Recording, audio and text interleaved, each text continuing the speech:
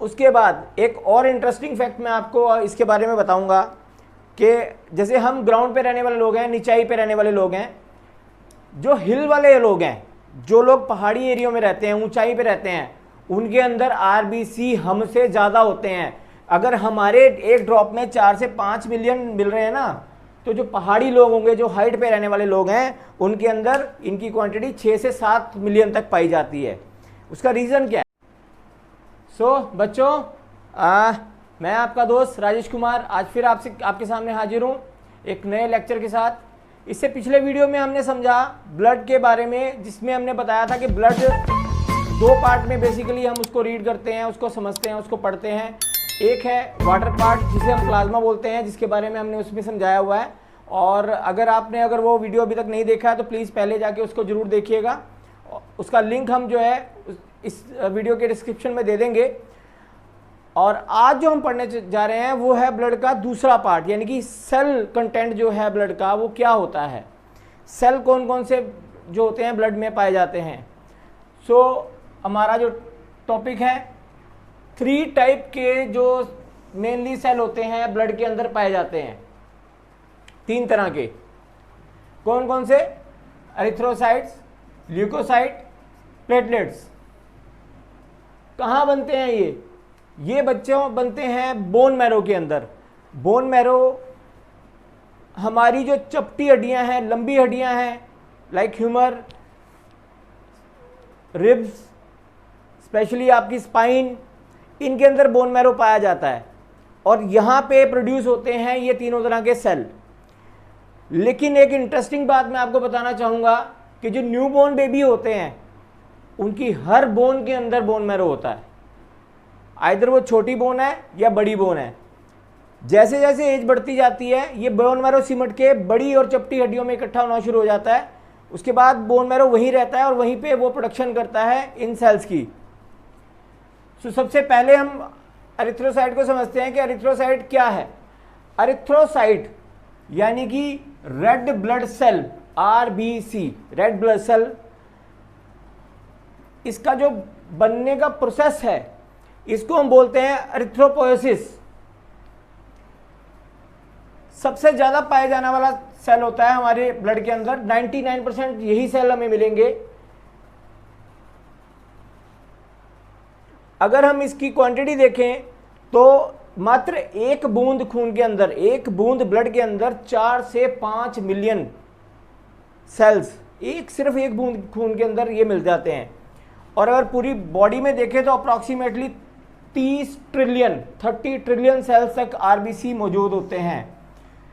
Main काम क्या है इनका? मेन काम होता है ऑक्सीजन को कैरी करना फ्रॉम द लंग्स और उसको डिस्ट्रीब्यूट करना पूरी बॉडी में, हर सेल, हर टिश्यू तक। इसके बाद जो है रेड कलर क्यों होता है इनका? ये रेडिश होते हैं। रेड कलर के क्यों होते हैं? बेसिकली आप ये समझ सकते हैं कि इनके ऊपर जो एक लेयर होती है रेड कलर की, वो किस चीज़ की होती है? वो होती है हीमोग्लोबिन की लेयर। हीमोग्लोबिन की लेयर होने के कारण इनका जो कलर होता है वो रेड दिखाई देता है। आप ये कह सकते हैं कि इन्होंने रेड कलर के कपड़े एक तरह से पहन रखे हैं। रेड कलर क्यों है? Due to haemoglobin layer. दूसरी बात, नो न्यूक्लियस, कोई न्यूक्लियस नहीं होता इनके अंदर। ये जब बन रहे होते हैं, जब ये बोन मैरो के अंदर इसका प्रोसेस चल रहा है, उस समय पे इसके अंदर न्यूक्लियस भी होता है, माइटोकॉन्ड्रिया भी होता है, सब कुछ होता है। लेकिन जैसे ही ये अपनी पूरी फॉर्म में आते हैं, जो इसका न्यूक्लियस है वो अपने आप खत्म हो जाता है। अब क्योंकि इसके अंदर न्यूक्लियस नहीं है तो ये डिवाइड भी नहीं हो सकते, क्योंकि डिवाइड सेल्स के अंदर न्यूक्लियस होना जरूरी है। अगर न्यूक्लियस नहीं है तो वो सेल डिवाइड नहीं हो सकता। तो आरबीसी एक ऐसे सेल्स हैं जिनके अंदर न्यूक्लियस नहीं होता, इसलिए वो डिवाइड नहीं होते। दूसरी इसकी प्रॉपर्टी एक ये होती है कि ये फ्लेक्सिबल होते हैं। ये अपने आप को, मान लीजिए ये ट्रैवल कर रहे हैं और किसी बारीक कैपिलरी के अंदर से इनको ट्रैवल करना है, तो उस समय ये स्क्वीज कर जाते हैं, स्क्वीज हो जाते हैं। ये फ्लेक्सिबल इसीलिए बोला जाता है इनको। अगली चीज ये है कॉनकेव स्ट्रक्चर होता है इनका। आप अगर देखें तो ऑलमोस्ट इस तरह का स्ट्रक्चर आपको देखने का मिलेगा। तो अगर ध्यान से देखें तो ये है एक प्लेट, ये वो प्लेट है जहां पे आराम से ऑक्सीजन से ट्रेवल कर सकती है। उसके बाद एक और इंटरेस्टिंग फैक्ट मैं आपको इसके बारे में बताऊंगा कि जैसे हम ग्राउंड पे रहने वाले लोग हैं, निचाई पे रहने वाले लोग हैं, जो हिल वाले लोग हैं, जो लोग पहाड़ी एरिया में रहते हैं, ऊंचाई पे रहते हैं, उनके अंदर आरबीसी हमसे ज़्यादा होते हैं। अगर हमारे एक ड्रॉप में 4 से 5 मिलियन मिल रहे हैं ना, तो जो पहाड़ी लोग होंगे, जो हाइट पे रहने वाले लोग हैं, उनके अंदर इनकी क्वांटिटी 6 से 7 मिलियन तक पाई जाती है। उसका रीज़न क्या है? रीज़न ये है कि हिल एरिया के अंदर ऑक्सीजन लेवल कम होता है। तो जब ऑक्सीजन लेवल कम होगा तो बॉडी उसको रिकवर करने के लिए ज़्यादा प्रयास करेगी। ज़्यादा प्रयास करने पे ऑक्सीजन ट्रैवल जो करेगी वो ज़्यादा सेल्स चाहिए होंगे उसको। ये रीज़न रहता है कि पहाड़ी लोगों में हमेशा, हिल पे रहने वाले लोगों में हमेशा आरबीसी ज़्यादा पाए जाते हैं। उसके बाद मैं बात बताना चाहूँगा कि जो एक आरबीसी है, जब वो बोन मैरो से निकल गया तो लगभग 120 दिन तक वो हमारी बॉडी में, ब्लड में ट्रेवल करता रहता है। लेकिन 120 दिनों के बाद उसकी जो लाइफ स्पैन है वो ख़त्म हो जाता है, उसने मरना होता है। तो उसके बाद बॉडी उसको क्या करती है, वो हमारा एक और फिल्टर है ब्लड का, जिसे हम कहते हैं स्प्लीन। ब्लड उसके थ्रू जब गुजरता है तो जो डेड आरबीसी होते हैं वो वहीं पे जाके रुक जाते हैं, और स्प्लीन उसका अगला प्रोसेस शुरू कर देती है कि उन मरे हुए आरबीसी का क्या करना है। उसके बारे में हम अगले वीडियो में आगे मैं आप लोगों को बताऊंगा, बहुत ही इंटरेस्टिंग टॉपिक है वो भी।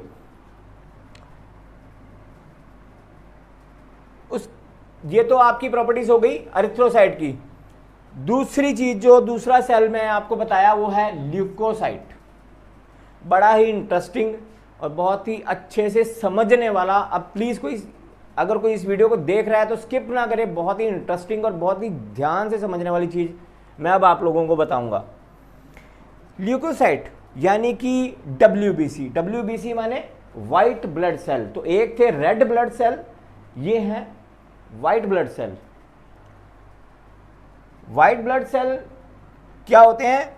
व्हाइट ब्लड सेल क्या करते हैं बेसिकली? ये इनका काम होता है डिफेंस मैकेनिज्म, यानी कि ये आपके शरीर के वो सैनिक हैं जो आपकी बॉडी में आने वाले वायरसेस, फॉरेन बॉडीज, उनसे लड़ते हैं, उनको मारते हैं। सो बहुत ही ज़रूरी ये सेल होते हैं हमारी बॉडी के। हमारी जीवन रक्षा करने का अगर कोई साधन है हमारे पास, तो वो सबसे बड़ा साधन ये डब्ल्यूबीसी ही होते हैं। अगर हम इन्वेस्टिगेशन करते हैं किसी पेशेंट की, तो हम उसका एक टेस्ट कराते हैं normally, TLC and DLC. Commonly आपने सुना होगा टीएलसी। टीएलसी क्या है? टीएलसी का माने यही होता है कि टोटल ल्यूकोसाइट काउंट, यानी कि जो ल्यूकोसाइट हैं, एक ड्रॉप अगर हमने पेशेंट की ली है तो कितने सेल ल्यूकोसाइट उसके अंदर हैं। अगर हम ध्यान से इसको देखें तो टीएलसी यानी कि ल्यूकोसाइट जो होते हैं, उसकी जो रेंज होती है वो होती है 4000 से 11000 माइक्रोलीटर। अगर ये डिक्रीज हो जाए 4000 से, अगर ये डिक्रीज हो जाए 4000 से, तो उस कंडीशन में जो हम मेडिकल टर्म इसको बुलाने के लिए यूज करते हैं वो होता है ल्यूकोपीनिया। ल्यूकोपीनिया माने कि ल्यूकोसाइट कम हो गए। किससे कम हो गए? 4000 से कम हो गए। दूसरी चीज, दूसरी कंडीशन, जब अगर मान लीजिए किसी का टीएलसी काउंट 11000 से अप चला गया, तो उस मेडिकल कंडीशन को क्या बोलेंगे हम? ल्यूकोसाइटोसिस। किस कंडीशन को? यदि 11000 से काउंट ऊपर चला गया तो उसको बोलेंगे ल्यूकोसाइटोसिस। अब ये ऊपर जाना नीचे आना क्या है? यदि हम ध्यान से देखें, अगर हम पेशेंट को इन्वेस्टिगेशन करते हैं किसी की, तो पेशेंट हमारे पास आता है तो वो बोलता है कि जी मुझे फीवर है, या मुझे लूज मोशंस हैं, या मुझे कोई भी कॉम्प्लिकेशन वो बोल सकता है। तो ऐसी कंडीशन में अगर हम उसकी इन्वेस्टिगेशन करते हैं और हम क्या देखते हैं कि टीएलसी काउंट जो हमारे पास लैब रिपोर्ट में आया वो बढ़ के आ गया 18000 15000, यानी कि 11, उसको ल्यूकोसाइटोसिस हो गया। अब वो 18,000 क्यों हुआ, आप जरा ध्यान से सोचें, वो क्यों हुआ, उसका होने का कारण क्या है? क्या टीएलसी का बढ़ जाना हमें कैसे इंडिकेट कर रहा है कि वो इन्फेक्शन हुआ है?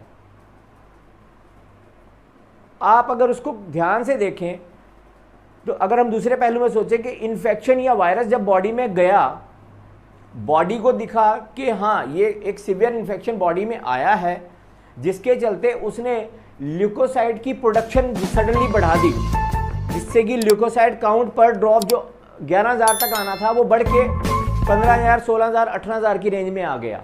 इट मीन्स कि वो हमें इंडिकेट कर देता है कि किसी तरीके का कोई वायरस बॉडी में आया है, जिसके चलते ल्यूकोसाइट बढ़े हैं। अब ल्यूकोसाइट बेसिकली 5 तरह के सेल्स होते हैं। अभी मैं दूसरी बात मैं वही समझाने जा रहा हूं आपको कि एक वर्ड तो हमने यूज किया है कि टीएलसी यानी कि टोटल ल्यूकोसाइट काउंट, दूसरा वर्ड आ रहा है डीएलसी। डीएलसी का माने क्या? डीएलसी का माने डिफरेंशिएट ल्यूकोसाइट काउंट, यानी कि इन ल्यूकोसाइट काउंट को जब हम जो इसके जो 5 टाइप हैं सेल्स के, जो इसके अंदर 5 टाइप ऑफ सेल हैं उनको स्टडी करेंगे तो उसको हम बोलेंगे डिफरेंशिएट ल्यूकोसाइट काउंट। अब मैं इसके ऊपर एक थोड़ा सा एग्जांपल देता हूं आपको कि मान लीजिए आपने एक कांच के जग में पानी डाला, या पानी रहने देते हैं, हम आपको एग्जांपल देता हूं कि मान लीजिए कि आपने एक कांच के जग में कंचे डाल दिए हैं। आपको पता है कि आपने 100 कंचे डाले हैं, 100 कंचे डाले हैं, यानी कि टोटल ल्यूकोसाइट कितना है आपका काउंट? 100।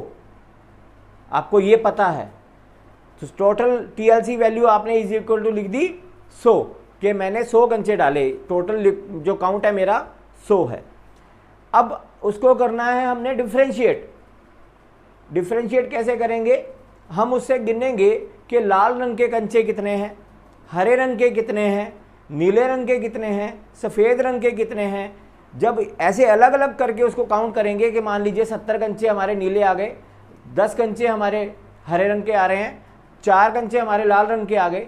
जब इसको डिफ्रेंशिएट करके गिनेंगे टोटल काउंट तो तब भी 100 ही आएगा, क्योंकि 100 थे वो कंचे, लेकिन उनका डिफ्रेंशिएशन हो गया कि वो कितने कितनी क्वांटिटी में कौन कौन सी वैरायटी के कंचे हैं। ऐसे ही ल्यूकोसाइट्स के अंदर भी टोटल काउंट तो हमने गिन लिया कि इतना है, लेकिन वो डिफरेंशिएटली जो उसके डिफरेंट सेल्स हैं वो कितने हैं, जब हम इनको काउंट करते हैं तो उसको बोला जाता है differentiate leucocyte count. So basically जो ये सेल है ये 2 टाइप के होते हैं। पहला ग्रैन्युलोसाइट्स और दूसरा नॉन ग्रैन्युलोसाइट। जो ग्रैन्युलोसाइट हैं वो आगे 3 तरह के हैं हमारे पास जो आते हैं। जो मेन है वो है आपका न्यूट्रोफिल। जब माइक्रोस्कोप में इसको देखते हैं तो ये सेल कुछ इस तरह का दिखता है और इसका न्यूक्लियस के जो है मल्टी लोब होते हैं। मल्टी लोबर न्यूक्लियस होता है न्यूट्रोफिल के अंदर। सबसे ज़्यादा क्वांटिटी में यही पाए जाते हैं ल्यूकोसाइट्स के अंदर। टोटल परसेंटेज अगर मैं 100% ये मानूं कि 100% क्वांटिटी ये है तो 40 से लेके 70% तक न्यूट्रोफिल पाए जाएंगे। किस कंडीशन में ये 70% से ऊपर बढ़ जाएंगे? अगर मान लीजिए किसी तरह का कोई इन्फेक्शन जाएगा बॉडी में तो ये बढ़ेंगे। तो किस कंडीशन में? वो कंडीशन होगी एक्यूट इन्फ्लामेशन।